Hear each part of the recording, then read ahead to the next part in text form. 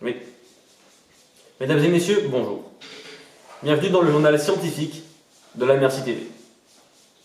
Dans ce contexte de la Covid-19, de nombreux Français se sont mis au sport. D'autres, quant à eux, sont devenus de plus en plus casaniers. C'est pourquoi, aujourd'hui, nous allons nous intéresser à la réaction de votre corps face à votre environnement dans la vie de tous les jours. Parlons maintenant des échanges thermiques entre l'organisme et son milieu. La température dans l'environnement est généralement plus basse que celle de notre organisme qui oscille entre 36 et 37,5 degrés Celsius selon les moments de la journée. En effet, nous pouvons constater que selon les activités effectuées, repas, sommeil, notre organisme libère plus ou moins de chaleur, ce qui fait que notre organisme devrait induire sur la chaleur dans notre environnement et perdre de la chaleur. Or, notre température reste à peu près constante.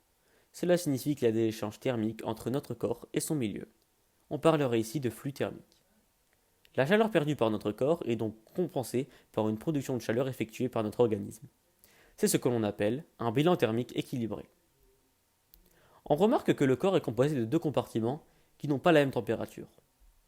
Le compartiment central, contenant les principaux organes et l'intestin grêle, a une température de 37 degrés.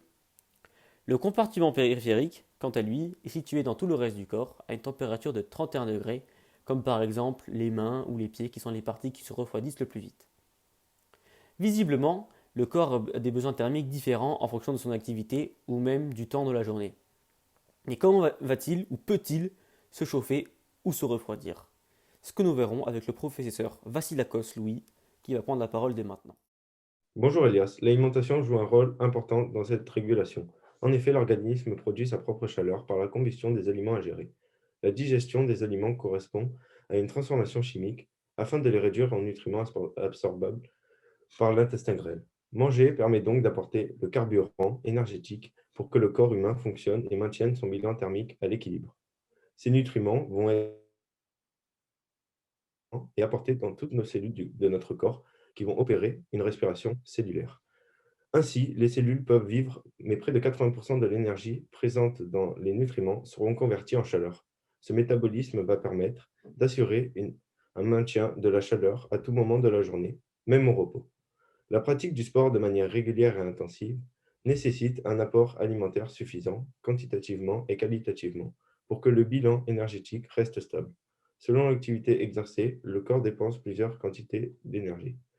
Au repos, le corps dépense peu de lipides du sang et peu de glucose sanguin, alors que dans un sprint, le corps dépense des réserves lipidiques, des lipides du sang, du glucose sanguin et beaucoup de réserves glucidiques musculaires. Merci professeur. Mais docteur Bertrand, qu'est-ce qui se passe dans notre corps en fonction des variations de température? Bonjour Elias, effectivement, le bilan thermique du corps humain est équilibré, car l'égalité entre la production et les pertes est régulée par l'organisme, comme expliqué auparavant. Ce sont les cellules nerveuses qui vont détecter les variations de température, sachant que la température de référence du corps humain est de 37 degrés. Les informations sont ensuite envoyées au cerveau, ce qui provoque des réactions comportementales ou physiologiques. Le système thermorégulateur est l'ensemble des événements intervenant dans cette régulation de la température.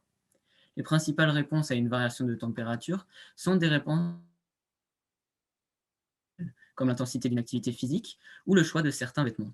Il existe aussi des réponses physiologiques qui se traduisent par des variations de la circulation sanguine du compartiment central vers le compartiment périphérique. Des sudations ou des frissons musculaires peuvent aussi être une réponse physiologique. Mais il peut arriver que le bilan thermique se déséquilibre, hyper ou hypothermie. Malgré ces mécanismes, ces déséquilibres peuvent provoquer de graves conséquences sur le fonctionnement du corps humain et même la mort.